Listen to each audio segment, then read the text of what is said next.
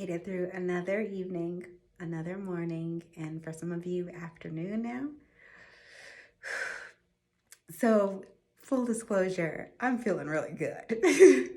And I was wondering why. Why do I feel suddenly so good after having months of feeling like I'm just like walking through mud, digging through shadow work from when I was really young, past life things coming forward, all these types of really in depth healing, exploring those types of things, becoming.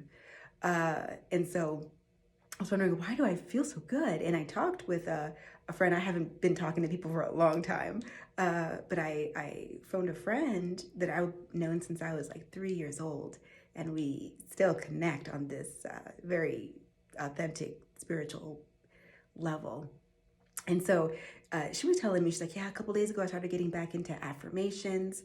And I was like, that's funny because a couple days ago, I too started getting back into making sure that I am keeping my word and really being more cognizant of what kind of energy I'm putting out in my truest essence. And so I was like, what is going on? What is it? And it's because there was a shift in the planetary alignments. So Mercury is now in Sagittarius. Whenever those shifts happen, I feel them. I feel the highs and lows. I think that we are very connected with all things. And so if some of you are actually feeling like, okay, after months of kind of, suddenly I got a little pep in my step, it is because the energies around us are shifting. And so we kind of just feel those vibrations and they affect us on such a internal, very true way. So yeah, I've been keeping with my word, and I do my best each day. I'm feeling good. I'm feeling so much more like I'm taking everything that I learned because it was valuable, even the things that feel like, ooh, I don't want to do that again. But it was necessary. It was necessary. And so, what types of things center you? What types of things now center you? Because if you are gravitating toward my channel and we are of the same kindred spirits, there's a lot of stuff going on with you as well. There's a lot of internal changes. I feel the rising coming. I feel the air getting clearer. I sense positive, neutral, uplifting changes coming forth. But we got to dig through those shadow things as well. Like we can't get to the particle of the rainbow until we kind of slough off all of that stuff that doesn't really fit us any longer. And there's been a lot of changes. I thought that like a year ago when I really went through my spiritual awakening and was feeling so confident, I was a complete contradiction to what I was previous, which was someone who really was afraid to be heard. Felt like maybe it's just better that I just kind of sink into myself and just kind of stay in the background. I went to places that I felt powerless, and I went back there and I spoke up. I spoke up. I spoke up. I did an intention and an action each time. And I felt good. I was like, well, okay, this is how I'm going to be all the time. I didn't realize there was some shadows hiding behind me that were like lurking around that I needed to sift through. So don't be surprised if when you're feeling really good and you're feeling in your element, sometimes there's things that are still there that need to be sifted through so that you can really find your balance. I'm trying to find my balance to be kind and assertive because I have a tendency to be overly kind and not so much assertive.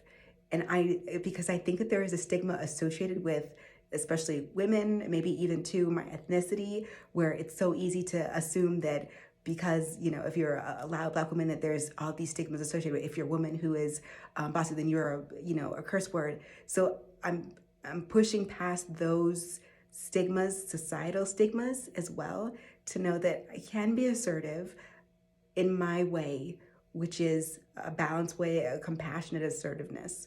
And I'm still working on it. But it's something that I at least acknowledge that is not my balance, being only kind. I have to be kind and assertive when it's needed, because you have to stick up for yourself. I went through a divorce, and I really should have probably stuck up for myself a little bit more in that regard. But I was like, I really am just ready for the next chapter, really. And I'm learning things, the walking it, experiencing it. It's very different reading something or having someone else tell it to you, like, oh, this is my experience. But when you go through it, it's like, oh, I don't really know if I like that. But at least now I have learned from that. I am learning from that.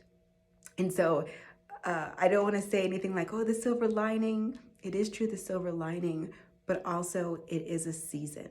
And there are things that we sometimes need to go through that are for our greatest good, that aren't always, skipping like hunky-dory. Like it's not always that.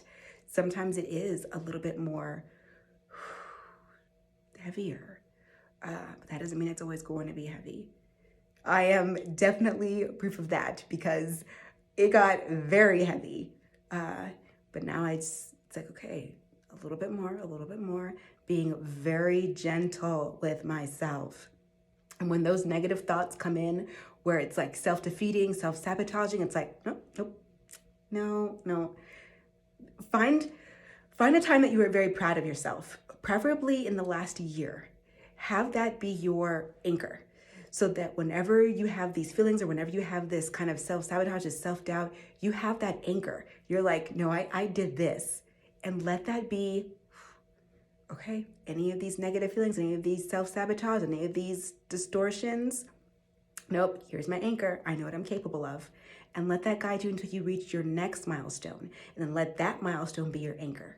So that way you always have like a 0 point. So that way you never go too far backwards, where it's like, it will hurt you. Like you don't want to be so self-destructive in your negative thinking that you get back to a place that you built yourself out of. And I really truly believe that if you have that anchor and you remember that anchor, and then when you reach that next milestone, have that be your anchor. Don't have the same anchor throughout. Make sure that you acknowledge your achievements and let that be your anchor, and then keep moving forward. And then our best is going to be far greater than we ever could have possibly imagined. So shake this off. Shake off any of the doubt. Shake off any of the distortions. Shake off anything that makes you feel that you are limitless. Shake off anything that does not make you smile a little bit, because honestly, you deserve to smile. You deserve to laugh. You deserve a hug, because it's been a journey. And so all of those things you are very deserving of.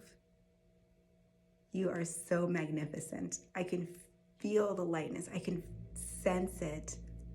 We are so connected, so vibrant, so charismatic.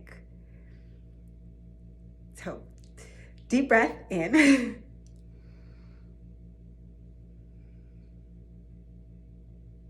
You are spectacular in all your uniqueness, in all of your bravery, and those talents that you don't always share, but you foster quietly. To bring those up, let those sprout. Ignite it within you. It might be a seed right now. We're getting closer to winter, but there is a spring ahead of us. And you know what spring means? That's when everything blossoms.